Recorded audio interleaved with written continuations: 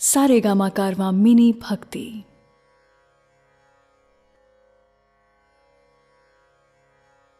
भगवद गीता गीता सार चैप्टर 1। नमस्कार दोस्तों, भगवद गीता और भगवद गीता के ज्ञान पर असंख्य लोगों ने काम किया है। जाने कितनी ही गीता आपने सुनी भी होगी, परंतु मैं शैलेंद्र भारती अब आपके सामने प्रस्तुत कर रहा हूं भगवद गीता की एक और व्याख्या। क्या विशेष है इस गीता में? गीता में अगर कुछ विशेष हैं तो वो हैं श्री कृष्ण। बाकी हम सब निमित्त हैं, साधन हैं। लेकिन ये मेरा खास प्रयास है कि हमारे आज के जमाने में ये ग्रंथ हमें रास्ता दिखाए, आसानी से गीता को हम सब समझ पाएं और अपने रोजमर्रा के जीवन में इसका उपयोग कर पाएं। वैसे गीता के बारे में बहुत कुछ कहा गया है, सुना गया है। शायद ही कोई ऐसा धर्म ग्रंथ होगा जिस पर इतना लिखा गया हो। ऐसा क्या खास है गीता में कि समय समय पर यह और भी आवश्यक और मार्गदर्शक भी होती जा रही है? एकदम साधारण भाषा में अगर कहें तो भगवद गीता एक उत्तर है। गीता एक उत्तर है दुनिया के हर प्रश्न का। जीवन से जुड़ा ऐसा कोई प्रश्न नहीं जिसका के उत्तर श्री कृष्ण भगवद गीता में नहीं देते। हमारे मन मस्तिष्क में कोई भी शंका, परेशानी, चिंता, किसी भी तरह का आवेग, किसी भी तरह की दुविधा हो, दुनिया के हर धर्म संकट, हर डायलेमा का उत्तर है गीता। भगवद गीता में 18 अध्याय हैं और हर अध्याय में वेदों और उपनिषदों का सार है। अरे भाई, इसे आप वेद या उपनिषद समझ करके डरिएगा मत। ये मत सोचिए कि ये हमारी और आपकी समझ से दूर है। इसके हर अध्याय, हर श्लोक में आप अपने आप को अर्जुन समझिए, क्योंकि अर्जुन की हर शंका, उसका हर डर, हर समस्या वैसे देखा जाए तो हमारी ही परेशानी है, और हर परेशानी का हल बता रहे हैं श्री कृष्ण। कृष्ण को सिर्फ अर्जुन का सारथी मत मानिएगा, उन्हें अपने जीवन का सारथी भी मानिएगा। उनके कहे अनुसार अगर हम और आप चलेंगे तो मैं दावे के साथ कहता हूं कि हम सारी परेशानियों को आसानी से पार कर जाएंगे। ज्ञान या धर्म या ग्रंथ की बड़ी बड़ी बातें मेरे साथ नहीं होगी दोस्तों।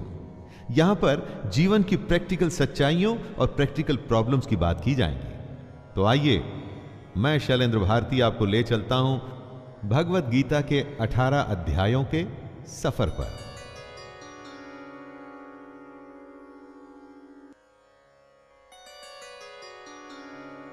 अध्याय 1, अर्जुन विषाद योग। पहला अध्याय है अर्जुन विषाद योग। यहां शुरुआत होती है धृतराष्ट्र के सवालों से। वो जानना चाहते हैं कि युद्ध में क्या हो रहा है, उनका पुत्र दुर्योधन और उनकी सेना क्या कर रही है, और साथ ही में पांडु पुत्रों की सेना क्या कर रही है। उसके बाद दोनों सेनाओं के शूर वीरों का वर्णन, और उसके बाद आता है अर्जुन का विषाद, मतलब कि उनका दुख, उनकी समस्या, उनका धर्म संकट। आइए सुनते हैं अर्जुन विषाद योग।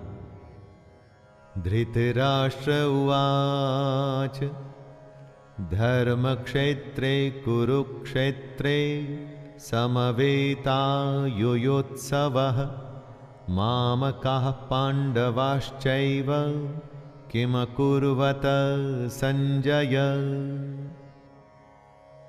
धृतराष्ट्र संजय से पूछते हैं, धर्म भूमि कुरुक्षेत्र में युद्ध करने के लिए एकत्र हुए मेरे और पांडु के पुत्र क्या कर रहे हैं? धृतराष्ट्र जानना चाहते हैं कि युद्ध स्थल पर आखिर हो क्या रहा है। धृतराष्ट्र अंधे थे, देख नहीं सकते थे, लेकिन आंखों से अंधे थे, मन और मस्तिष्क से नहीं। उन्हें पता था कि वो धर्म के साथ नहीं, क्योंकि धर्म तो वहां होता है जहां श्री कृष्ण थे। अपने पुत्र मोह में उन्होंने शांति की जगह युद्ध को चुना था, लेकिन वो जानते थे कि इस युद्ध को जीतना आसान नहीं होगा। अपने जीवन में जब हम कुछ गलत करते हैं तो हम भी समझ रहे होते हैं दोस्तों कि हमारे किए का नतीजा शायद अच्छा ना हो। और ऐसा ही धृतराष्ट्र के साथ भी हुआ। वो भी इसी डर और इसी आशंका में दिखते हैं। संजय उवाच दृष्ट्वा तु पांडवानीकं व्यूढ़ं दुर्योधनस्तदा आचार्यमुपसंगम्य राजा वचनमब्रवीत्।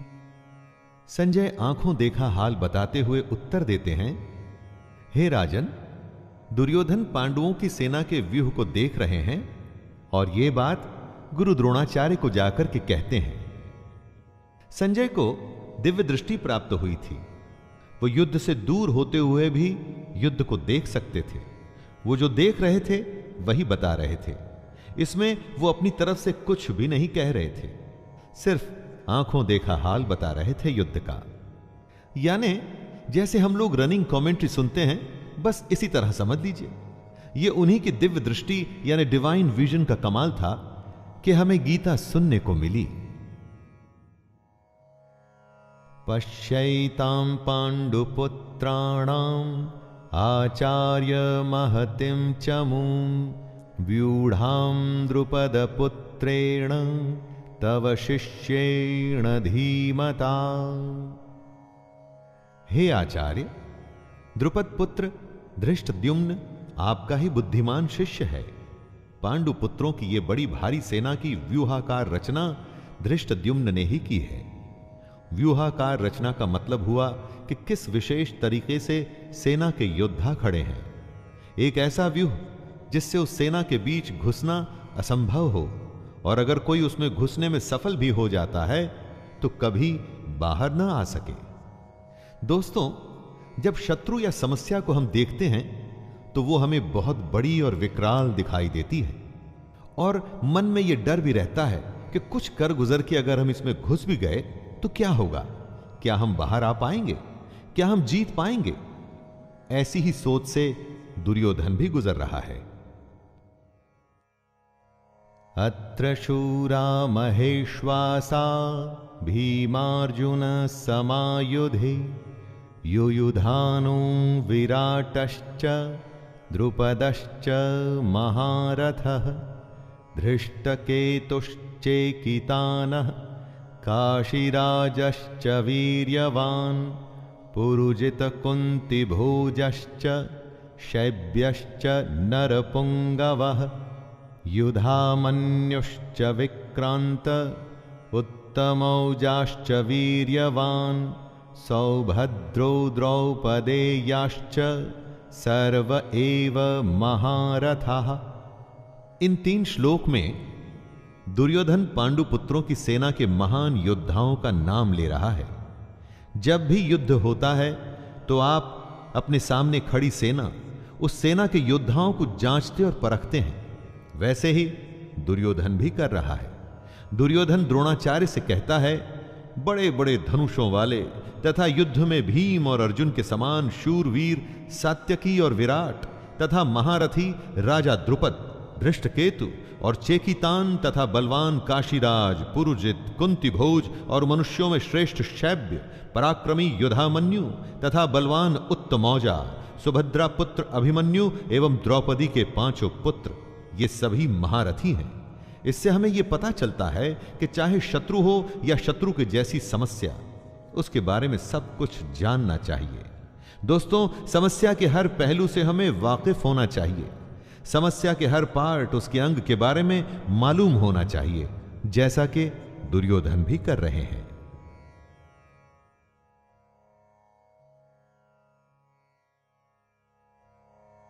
अस्माकं तु विशिष्टा ये तान्निबोध द्विजोत्तमं नायका मम सैन्यस्य संज्ञार्थं तान् ब्रवीमि ते।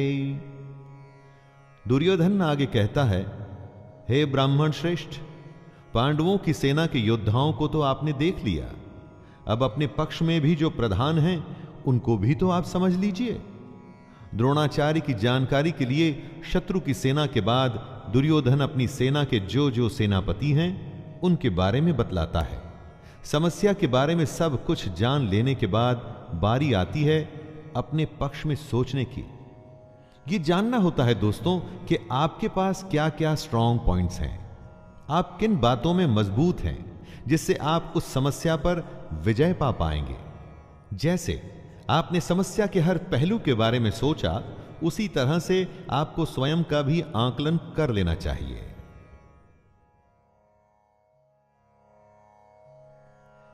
भवान् भीष्मश्च कर्णश्च कृपश्च समितिञ्जयः अश्वत्थामा विकर्णश्च सौमदत्तिस्तथैव च। सबसे पहले आप द्रोणाचार्य और पितामह भीष्म तथा कर्ण और संग्राम विजयी कृपाचार्य तथा वैसे ही अश्वत्थामा, विकर्ण और सोमदत्त का पुत्र भूरिश्रवा के बारे में जानिए। दोस्तों, जिस तरह से हम आज के जमाने में रिस्क असेसमेंट करते हैं ना, वैसे ही दुर्योधन भी अपने शत्रु की सेना को देखते हुए दोनों सेनाओं के योद्धा की बातें करते हुए आगे होने वाले युद्ध के लिए तैयार हो रहे हैं। चुनौती को हर तरह से समझकर ही उस पर विजय प्राप्त की जा सकती है। चुनौती को इतने अच्छे से जान लेना चाहिए कि जब हम उससे लड़ने जाएं तो कुछ नया न लगे, कोई सरप्राइज ना आए। युद्ध हो या चुनौती, सरप्राइज आपको हरा सकता है। अन्ये च बहवः शूरा मदर्थे त्यक्तजीविताः नानाशस्त्र प्रहरणः सर्वे युद्ध विशारदाः। दुर्योधन गर्व के साथ कहता है कि मेरे लिए जीवन की आशा त्याग देने वालों की कमी नहीं।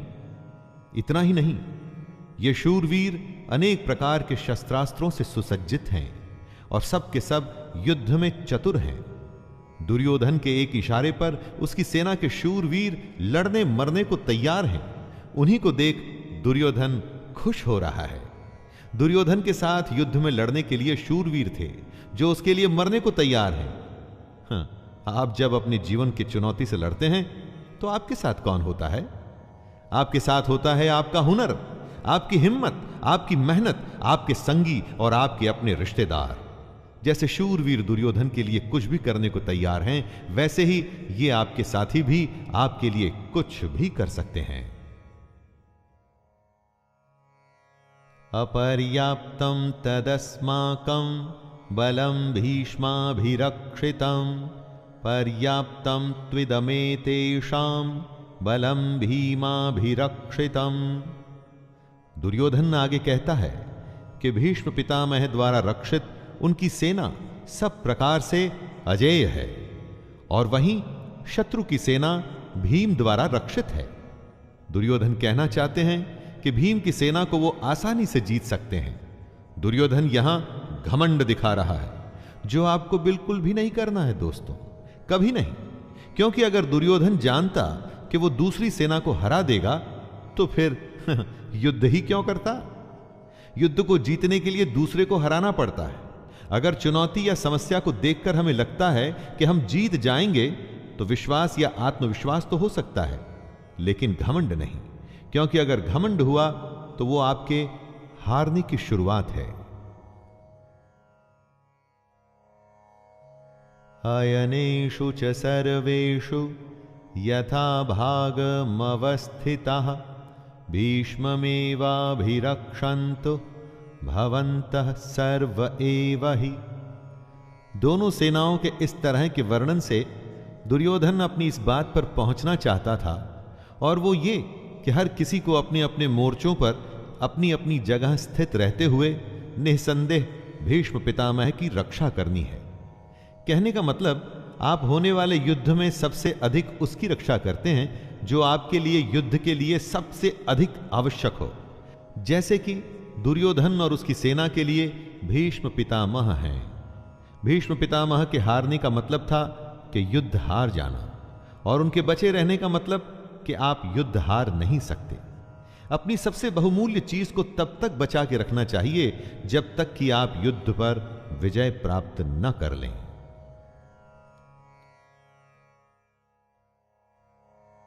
तस्य संजनयन हर्षं कुरु वृद्धः पितामह सिंहनादं विनद्योच्चैः शंखदध्मो प्रतापवान।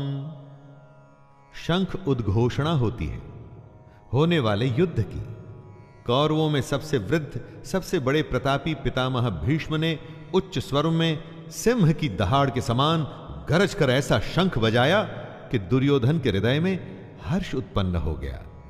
युद्ध जीतने के लिए अपने पक्ष में माहौल बनाना पड़ता है, खुद को दिलासा भी देना पड़ता है कि हम युद्ध जीतने में सक्षम हैं।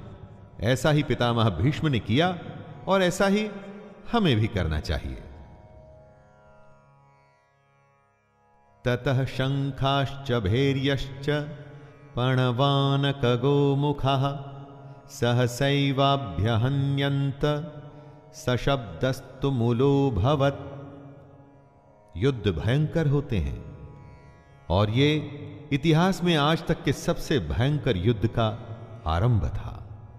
भीष्म पितामह के शंख के पश्चात नगाड़े तथा ढोल, मृदंग और नरसिंघे आदि बाजे एक साथ ही बज उठे। इन बाजों का नाद संगीतमय नहीं, बहुत ही डरावना था। युद्ध मनोरंजक नहीं होते दोस्तों, इसलिए अगर युद्ध का फैसला ले लिया जाता है तो उसमें फिर जो भी स्वीकार हो कर लेना पड़ता है। हर युद्ध, हर चुनौती अपने किस्म के हालात लेके आती है। उन्हीं हालात के आधार पर ही हमें तैयारियां करनी पड़ती हैं।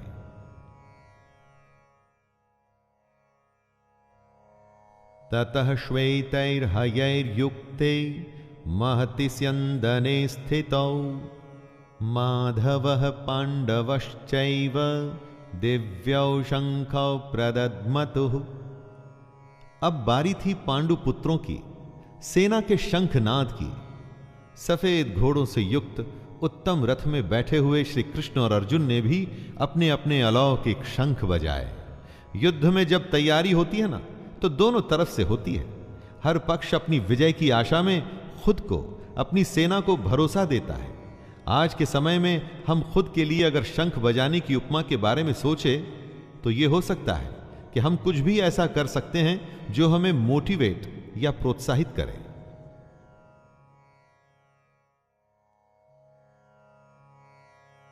पांचजन्यम ऋषिकेशो देवदत्तं धनंजयः पौंड्रम दद्मौ महाशंख भीमकर्मावृकोदरः। श्री कृष्ण के शंख का नाम है पांचजन्य। अर्जुन के देवदत्त और भयानक कर्म वाले भयानक भीमसेन ने अपना पौंड्र नामक महाशंख बजाया।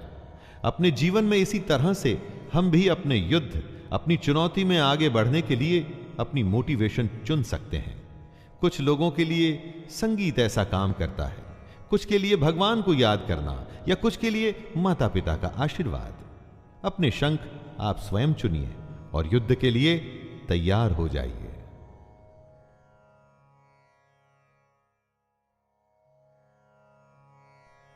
अनंत विजयम राजा कुंती पुत्रो युधिष्ठिरः नकुलः सहदेवश्च सुघोषमणिपुष्पका। पांडवों में सबसे बड़े भाई कुंती पुत्र राजा युधिष्ठिर ने अनंत विजय नाम का और नकुल तथा सहदेव ने सुघोष और मणिपुष्पक नाम के शंख बजाए। दोस्तों, मोटिवेशन तो सबको चाहिए। आपने देखा सभी लोग अपने अपने तरीके से युद्ध जीतने के लिए अपना अपना प्रयास कर रहे थे।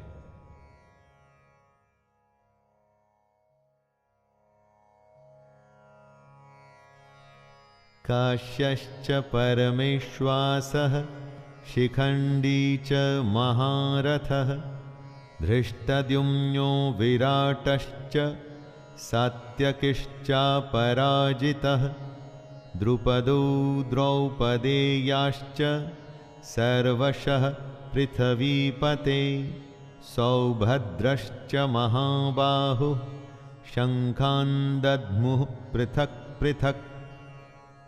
हर शंख की अलग ध्वनि, अपना एक अलग अस्तित्व। युद्ध का हर योद्धा अपनी उपस्थिति दर्ज कर रहा है। श्रेष्ठ धनुष वाले काशीराज और महारथी शिखंडी एवं धृष्टद्युम्न तथा राजा विराट और अजेय सात्यकी, राजा द्रुपद एवं द्रौपदी के 5 पुत्र और बड़ी भुजा वाले सुभद्रा पुत्र अभिमन्यु। संजय धृतराष्ट्र को बताते हैं कि हे राजन, सब ने अपनी ओर से अलग अलग शंख बजाए। दोस्तों, महाभारत का युद्ध ऐसा था जिसमें हर बड़े से बड़े योद्धा भाग ले रहा था। ऐसे विरले मौके को कोई कैसे छोड़ सकता था। हमारे लिए ध्यान देने की बात यह है कि सच्चा योद्धा तो वही है जो युद्ध के लिए तत्पर रहे। युद्ध को आप जीवन माने, चुनौती माने, जो भी माने, लेकिन उसके लिए हमेशा तैयार रहें। इसलिए हर योद्धा शंख बजा बजा के सबको अपने होने का आभास करवा रहा है। सघोषो धार्तराष्ट्राणां हृदयानि व्यदारयत् नभश्च पृथिवीं चैव तुमुलो व्यनुनादयन्। युद्ध से पहले जैसे आप शत्रु को अपनी शक्ति दिखा के डराने का प्रयास करते हैं, वैसे ही यहां भी हो रहा है। संजय कहते हैं कि इस भयानक शब्द ने आकाश और पृथ्वी को भी गूंजाते हुए धार्त राष्ट्रों के अर्थात आपके पक्ष वालों के हृदय विदीर्ण कर दिए। जब आप हुंकार भरते हैं, वॉर क्राई देते हैं, तो बड़े से बड़े शत्रु को भी डर लगता है। यह हुंकार ऐसी होनी चाहिए कि शत्रु सोचे कि वो किससे युद्ध करने जा रहा है। आप चाहे इंटरव्यू के लिए जाएं, किसी से मिलने जाएं, आपका हुनर, आपकी प्रतिभा ऐसी होनी चाहिए कि सामने वाला आपके कौशल से प्रभावित हो जाए। अर्जुन उवाच अथ व्यवस्थितान् दृष्ट्वा धार्तराष्ट्रान् कपिध्वजः प्रवृत्ते शस्त्रसम्पाते धनुरुद्यम्य पाण्डवः ऋषिकेशं तदा वाक्यम् इदमाह महीपते सेनयोरुभयोर्मध्ये रथं स्थापयमेच्युत। अर्जुन अपने मोर्चा बांधकर डटे हुए धृतराष्ट्र संबंधियों को देखते हैं, फिर अपना धनुष उठाकर ऋषिकेश श्री कृष्ण से कहते हैं, हे अच्युत, मेरे रथ को दोनों सेनाओं के बीच में खड़ा कीजिए। अच्युत अर्थात अटल, जो अपने स्थान से हटता नहीं, जिसका नाश नहीं हो सकता। श्री कृष्ण का एक नाम अच्युत भी था और अर्जुन अपने सारथी से दोनों सेनाओं के बीच में जाने को कह रहे हैं। अर्जुन ने श्री कृष्ण को इसलिए चुना था कि वो जानता था कि जब साक्षात भगवान उसके साथ हैं तो मतलब धर्म उसके साथ है। जिसके साथ धर्म होता है वो कभी हार नहीं सकता।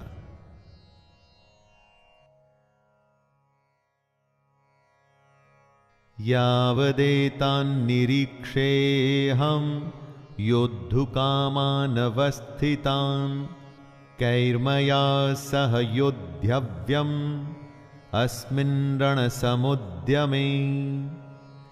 आज के जीवन का यह सबसे बड़ा ज्ञान है दोस्तों।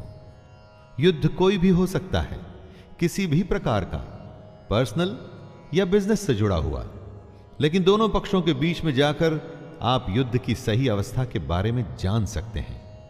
अर्जुन श्री कृष्ण से कहते हैं कि हे कृष्ण, जब तक मैं युद्ध क्षेत्र में डटे हुए युद्ध के अभिलाषी इन विपक्षी योद्धाओं को भली प्रकार देख न लूं कि इस युद्ध रूपी व्यापार में मुझे किन किन के साथ युद्ध करना योग्य है, तब तक इस रथ को यहीं खड़ा रखिए। हमें भी दोस्तों, जी हां, हमें भी इसी तरह अपनी समस्या के बीच में खड़े हो उसे भली भांति देखना और परखना चाहिए और तभी निर्णय लेना चाहिए।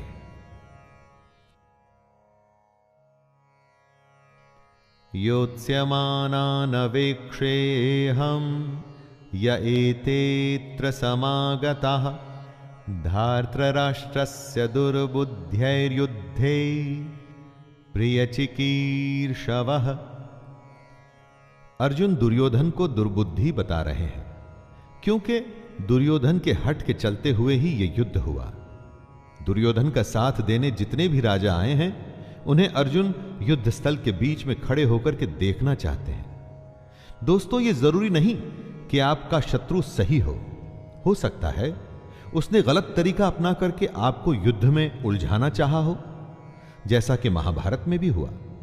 युद्ध तो करना ही पड़ता है, और वो तभी करना चाहिए जब आप अपने शत्रु को अच्छे से देख परख चुके हों, जान चुके हों। इसलिए अर्जुन कृष्ण से दोनों सेनाओं के बीच में रथ को ले जाने के लिए कहता है। संजय उवाच एवमुक्तो ऋषिकेशो गुडाकेशेन भारत सेनयोरुभयोर्मध्ये स्थापयित्वा रथोत्तमम् भीष्मद्रोणप्रमुखतः सर्वेषां च महीक्षिताम् उवाच पार्थ पश्यैतान् समवेतान् कुरुनिति। संजय अपना आंखों देखा हाल बताते हैं। हे धृतराष्ट्र, जैसा कि अर्जुन ने कहा था, श्री कृष्ण ने दोनों सेनाओं के बीच में भीष्म और द्रोणाचार्य के सामने तथा संपूर्ण राजाओं के सामने रथ को खड़ा करके इस प्रकार कहा, हे पार्थ, युद्ध के लिए जुटे हुए इन कौरवों को देख।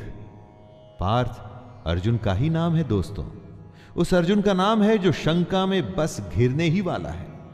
पार्थ हम सब भी हो सकते हैं, और अगर हम अपने आप को शंका में घिरा पाते हैं तो मदद करने के लिए कृष्ण भी दूर नहीं होते, और ना ही उनकी गीता दूर होती है। तत्रापश्यत् स्थितान् पार्थः पितॄनथ पितामहान् आचार्यान् मातुलान् भ्रातॄन् पुत्रान् पौत्रान् सखिंस्तथा। कुंती का एक नाम पृथा भी था। पृथा पुत्र अर्थात कुंती पुत्र।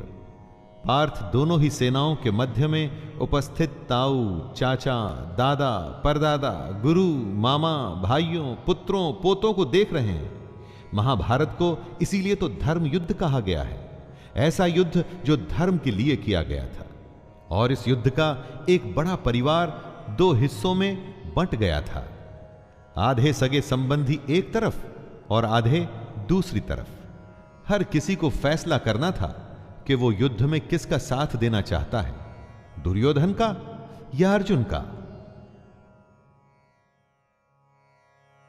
श्वशुरान् सुहृदश्चैव सेनयोरुभयोरपि तान् समीक्ष्य स कौन्तेयः सर्वान् बन्धूनवस्थितान्।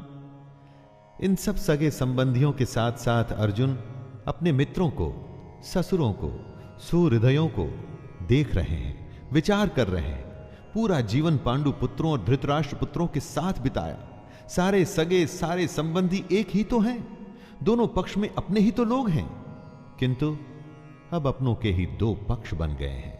उसमें से एक पक्ष शत्रु का है। हर किसी से अर्जुन की लड़ाई नहीं थी, लेकिन अब युद्ध में वो उसके शत्रु थे और उसे उनके साथ लड़ना होगा। अर्जुन उवाच कृपया परयाविष्टो विषीदत्रिदमब्रवीत् दृष्टैवमं स्वजनं कृष्ण युयुत्सुं समुपस्थितिम्। अपने करीबी एकदम अपने अर्जुन के सामने खड़े थे, लेकिन शत्रु पक्ष में उन उपस्थित संपूर्ण बंधुओं को देखकर वे कुंती पुत्र अर्जुन अत्यंत करुणा से युक्त होकर शोक करते हुए श्री कृष्ण से कह रहे हैं। यहीं से शुरुआत होती है दोस्तों, आरंभ होता है अर्जुन के विषाद का, जिसके लिए संपूर्ण गीता की रचना हुई। कृष्ण को मार्गदर्शन के लिए एक ऐसी रचना करनी पड़ी जो हमेशा हमेशा के लिए हर किसी को सही राह पर चलने के लिए प्रेरित करती रही है और आगे भी प्रेरित करती रहेगी। सीदन्ति मम गात्राणि मुखं च परिशुष्यति वेपथुश्च शरीरे मे रोमहर्षश्च जायते। युद्ध की बात करना आसान होता है, युद्ध करना कठिन। ऐसा ही अर्जुन के साथ हुआ, ऐसा ही दोस्तों हम सबके साथ होता है। ऐसी ही शंका का सॉल्यूशन भगवत गीता से श्री कृष्ण के द्वारा हमें मिलता है। दुखी अर्जुन कहते हैं, हे कृष्ण, युद्ध क्षेत्र में डटे हुए युद्ध के अभिलाषी इस स्वजन समुदाय अपनों को देखकर मेरे अंग शिथिल हुए जा रहे हैं, जैसे अंगों में शक्ति ना हो और मुख सूखा जा रहा है तथा मेरे शरीर में कंप व रोमांच हो रहा है। न जाने कितनी ही बार ऐसा हम सबके साथ होता है कि जब युद्ध के सम्मुख होते हैं तो जैसे शक्ति खत्म हो जाती है। परीक्षा की घड़ी के समय पर भी ऐसी ही घबराहट होती है ना।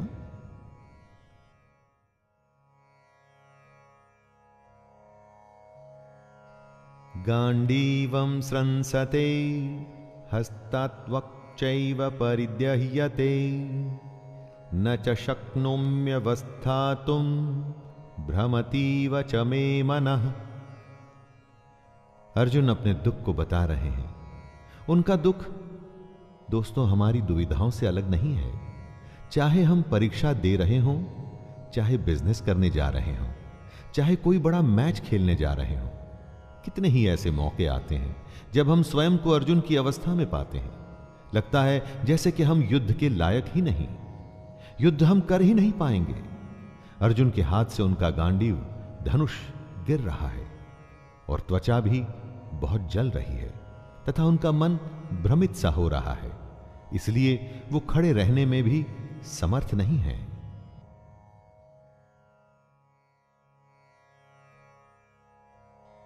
निमित्तानि च पश्यामि विपरीतानि केशव न च श्रेयोनुपश्यामि हत्वा स्वजनमाहवे। विश्व का सबसे बड़ा योद्धा अर्जुन हताश है। युद्ध से पहले अगर आप खुद को कांपता हुआ पाते हैं, देखते हैं कि डर से आपका मुंह सूख रहा है, तो आपको निश्चित ही लगता है कि आप हारने वाले हैं। दुनिया खत्म सी होती दिखती है, चारों तरफ अंधकार सा महसूस होता है। ऐसे ही समय में हमें एक मार्गदर्शक की जरूरत होती है। इसीलिए अर्जुन कहते हैं, हे केशव, मैं लक्षणों को भी विपरीत ही देख रहा हूं तथा युद्ध में स्वजन समुदाय को मारकर कल्याण भी नहीं दिखता। यानी अपनों की जान लेके मुझे क्या फायदा होगा।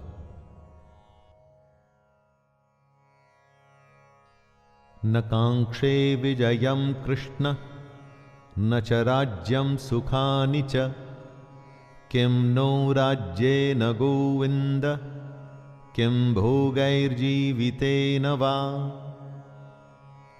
अर्जुन बात को स्पष्ट रखते हैं। डर में सब व्यर्थ लगता है।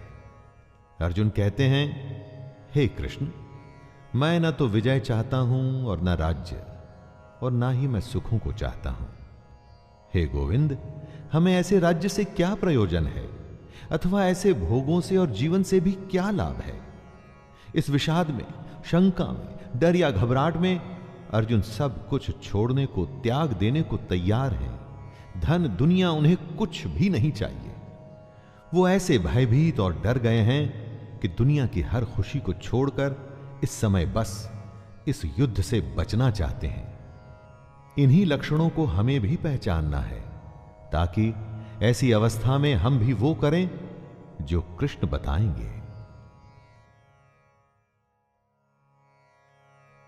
येषामर्थे कांक्षितं नो राज्यं भोगाः सुखानि च त इमेव स्थिता युद्धे प्राणांस्त्यक्त्वा धनानि च। अर्जुन कहते हैं, हमें जिनके लिए राज्य, भोग और सुखादि अभिष्ट हैं, वे ही ये सब धन और जीवन की आशा को त्याग कर युद्ध में खड़े हैं। सोचिए, जीवन का हर युद्ध, हर काम हम अपनों के लिए करते हैं। हमारा सारा काम, सारे फायदे, सारी सुख शांति, भाग दौड़ सिर्फ और सिर्फ अपनों के लिए होती है, और यहां पर हमें अपनों को ही मारना पड़ रहा है। इससे बड़ी क्या दुविधा होगी। अब वही अपने आप को मारने के लिए खड़े हैं और आपको भी उन्हें मारना पड़ेगा। ऐसी दुनिया किस काम की? यही उलझन अर्जुन के मन में है।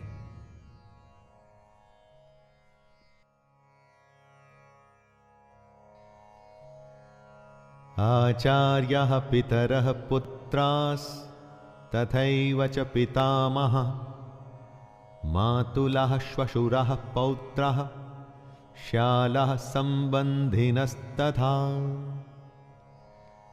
अर्जुन के सामने खड़े हैं उनके गुरुजन, ताऊ, चाचे, लड़के, दादे, मामे, ससुर, पौत्र, साले और भी कई सारे संबंधी लोग। अर्जुन अपने हर संबंधी को करीब से पहचान रहे हैं और पहचान के उन्हें बता भी रहे हैं।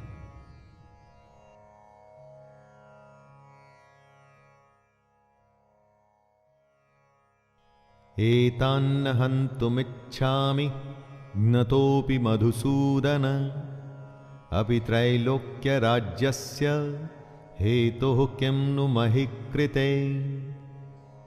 अगर आप युद्ध करने का निर्णय लेते हैं तो क्या आप ये कह सकते हैं कि मैं इस शत्रु को मारूंगा और उसे नहीं?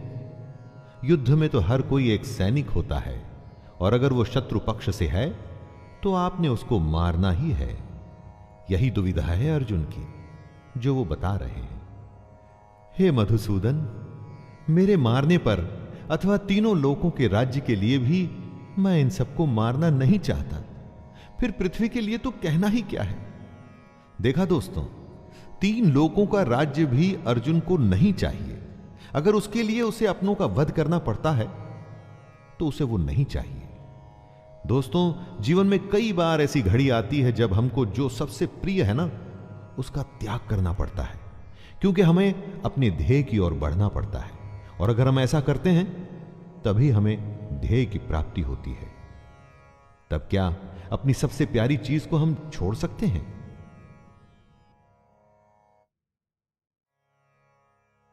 निहत्य धार्तराष्ट्रान्नका प्रीतिः स्याज्जनार्दन पापमेवाश्रयेद्दस्मान् हत्वैतानान्ततायिनः।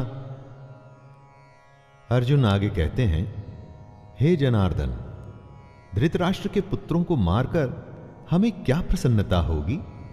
इन आतताइयों को मारकर हमें तो पाप ही लगेगा ना। शत्रु पक्ष में चाहे आतताई बुरे लोग ही क्यों न हो, लेकिन हैं तो अपने। अपनों को मारकर अपनों को दुख देके केवल पाप ही मिल सकता है, पुण्य तो नहीं। यह कुरुपुत्रों के लालच का ही परिणाम था कि भाई भाई आमने सामने थे। दोस्तों, लालच से कभी किसी का भला नहीं होता। महाभारत में भी नहीं होना था। एक पक्ष को जीतना था तो दूसरे पक्ष को मारना था। तस्मान्नार्हा वयं हन्तुं धार्तराष्ट्रान् स्वबान्धवान् स्वजनं हि कथं हत्वा सुखिनः स्याम माधव। क्या अपने परिवार को मारकर आपको सुख मिल सकता है? इसीलिए महाभारत को धर्म युद्ध कहा जाता है। जब ऐसा धर्म संकट हो तो आप क्या करें?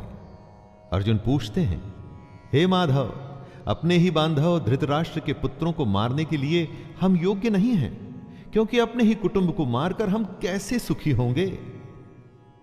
दोस्तों, जब कभी आपके सामने ऐसी परिस्थिति आए जिसमें लालच की वजह से बंटवारा हो रहा हो या झगड़ा हो रहा हो, तो ठंडे दिमाग से अर्जुन की इस हालत के बारे में सोचिएगा और देखिएगा कि इतना करके, दुनिया का सबसे बड़ा युद्ध करके किसको क्या हासिल हुआ।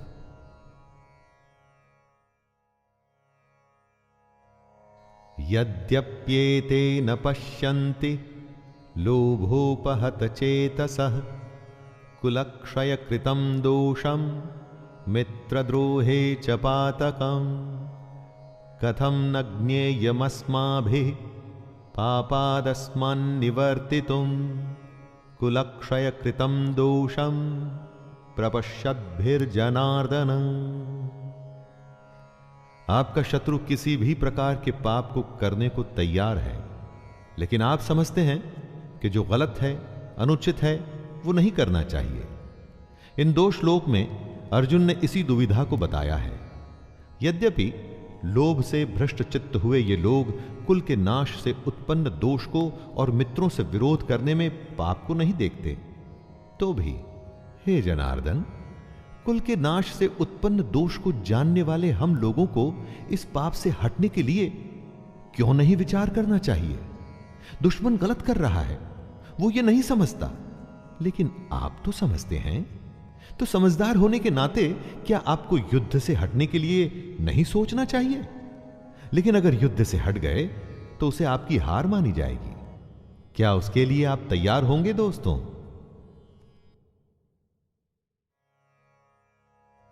कुलक्षये प्रणश्यन्ते कुलधर्मः सनातनः धर्मे नष्टे कुलं कृतस्नं धर्मोऽभिभवत्युत। जहां परिवार खत्म हो जाता है वहां कुछ नहीं बचता। कुल का नाश होने का मतलब सब कुछ खत्म हो जाना होता है। ऐसी ही स्थिति में अर्जुन फंसे हुए हैं। वो कहते हैं कुल के नाश से सनातन कुल धर्म नष्ट हो जाते हैं तथा धर्म का नाश हो जाने पर संपूर्ण कुल में पाप भी बहुत फैल जाता है। अर्जुन जो कहना चाहते हैं वो ये है कि अगर परिवार नष्ट होता है तो धर्म नष्ट होता है। धर्म के नष्ट होने से पूरे कुल, संपूर्ण परिवार में पाप बढ़ जाता है। परिवार ही है जो हमें अपनी जड़ों से, अपने गुणों से, अपने आदर्शों से जोड़ के रखता है। उसके खत्म होते ही समाज में चारों तरफ पाप बढ़ने लगता है। दोस्तों, आप चाहें तो अपने चारों तरफ भी देख सकते हैं। जहां परिवार का सम्मान नहीं, वहां किसी भी बात का सम्मान नहीं होता और समाज पतन की ओर ही जाता है। अधर्माभिभवात् कृष्ण प्रदुष्यन्ति कुलस्त्रियः स्त्रीषु दुष्टासु वाष्णेर्य जायते वर्णसंकरः। परिवार की भलाई उसकी स्त्रियों पर निर्भर करती है। अगर कोई घर बनता है तो वो परिवार की महिला की वजह से बनता है। जिस घर में महिला नहीं होती तो कहते हैं कि उस घर का कोई भविष्य ही नहीं। और अगर ये स्त्रियां दूषित या करप्ट हो जाएं तो उसका क्या असर होता है? अर्जुन कहते हैं, हे कृष्ण, पाप के अधिक बढ़ जाने से कुल की स्त्रियां अत्यंत दूषित हो जाती हैं और स्त्रियों के दूषित हो जाने पर वर्ण संकर उत्पन्न होता है। संकरो नरकायैव कुलघ्नानां कुलस्य च पतन्ति पितरो ह्येषां लुप्तपिंडोदक क्रियाः। वर्ण संकर का यहां पर मतलब है जहां वर्ण या समाज की मर्यादाओं को सम्मान न देते हुए गलत तरीके से, गलत वर्णों के मेल से जब संतान की उत्पत्ति होती है तो वो सब कुछ खत्म कर देती है। इसीलिए समाज के नियम बड़े सोच समझकर बनाए गए होते हैं दोस्तों, और इतने हजारों वर्षों की सोच और उस नियमों को बिना सोचे समझे नहीं तोड़ना चाहिए। अर्जुन इसी बात का वर्णन कर रहे हैं कि हे कृष्ण, वर्ण संकर कुल घातियों को और कुल को नरक में ले जाने के लिए ही तो होता है। लिप्त हुई पिंड और जल की क्रिया वाले अर्थात श्राद्ध और तर्पण से वंचित इनके पितर लोग भी अधोगति को प्राप्त होते हैं।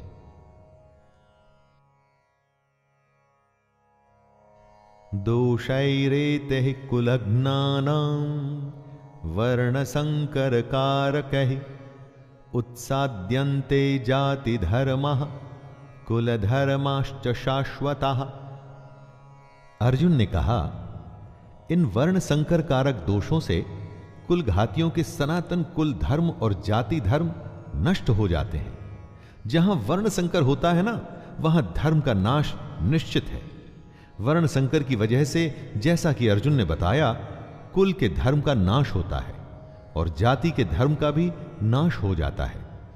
जब कोई अपने धर्म का पालन नहीं करेगा, अपने कर्तव्य का निर्वाह नहीं करेगा और समाज मनमानी करके अगर कोई नियम नहीं मानेगा, तो फिर समाज कैसे रह जाएगा? समाज तो नाम ही कायदे और कानून का है, जहां सब सम्मान से, बिना किसी डर के एक साथ रह सकें। उत्सन्न कुल धर्माणाम मनुष्याणाम जनार्दन नरके नियतम वासो भवतीत्यनुशुश्रुम। हे जनार्दन, जिनका कुल धर्म नष्ट हो गया है, ऐसे मनुष्यों का अनिश्चित काल तक नरक में वास होता है। ऐसा हम सुनते आए हैं। महाभारत के समय कुल की मान्यता इतनी थी दोस्तों कि अगर किसी के कुल का नाश हो जाता था तो माना जाता था कि अब यह हमेशा के लिए नरक में ही रहेगा। इसीलिए कुल की रक्षा करना, उसके सम्मान को बचाना, उसका नाम करना इतनी बड़ी बात मानी जाती थी। अर्जुन ही नहीं, ऐसा हम भी सुनते आए हैं कि जो धर्म का, कुल का सम्मान नहीं करते, वो सीधे नरक को जाते हैं। इसे आप ऐसा भी मान सकते हैं कि जहां धर्म नहीं होता, वो जगह अपने आप ही नरक बन जाती है। अपनी चारों तरफ देखिए ना, ऐसी कई जगहें आपको आज के युग में भी दिख जाएंगी।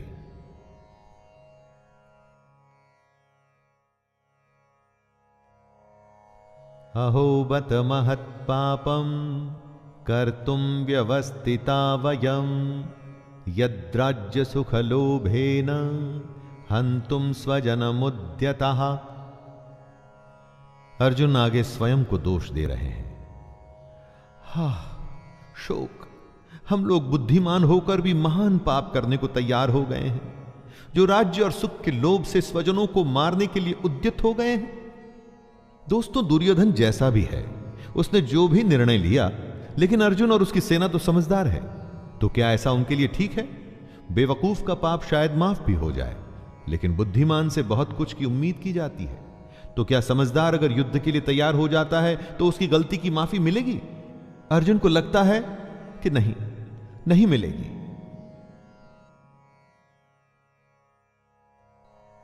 यदि माम प्रतिकारम शस्त्रम शस्त्रपाणयः धार्तराष्ट्रारणे हन्युस् तन्मे क्षेमतरम भवेत्।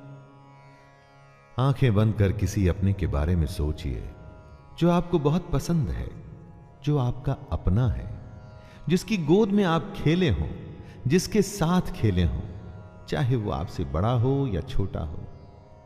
क्या आप उसे मार पाएंगे? अरे उससे अच्छा तो आपको लगेगा कि उसके हाथों आप स्वयं मारे जाएं। यही बात अर्जुन कहते हैं। यदि मुझ शस्त्र रहित एवं सामना न करने वाले को शस्त्र हाथ में लिए हुए धृतराष्ट्र के पुत्र रण में मार डालें, तो वो मरना भी मेरे लिए अधिक कल्याणकारक होगा।